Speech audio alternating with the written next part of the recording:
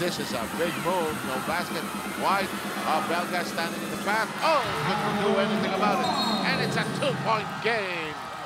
And this is what I was saying. Big gamble for Coach Caloy Garcia. He's complaining once again for a missed call. But the obvious situation is the game is tied at 74 points apiece. Reggie Johnson only good for 8 points. Now there's one man down. It's Chris Tiu clutching on his... whoa! That's a wayward left elbow. Almost like a punch, huh? Whoa! Whoa! Whoa! Keep in mind, we were tied at halftime at 45 apiece. We're now tied at 74. Chris seems to be okay. Makakaipin. Makaipin eh, di ba? And Chris Tiu has something to say to Malcom White.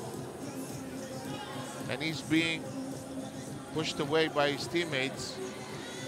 The impact was definitely so strong. But what we saw during the slow-mo, Malcom White, it was definitely inadvertent. It was not deliberate. But again, the impact was so hard. And we understand the reaction of Chris Tiu. Boy, Chris Tiu suddenly remembered his days in Xavier and Ateneo. Everything. And let's take a look at this this once here. again. That left elbow. Ooh. Elbow eh. Ito. Boom.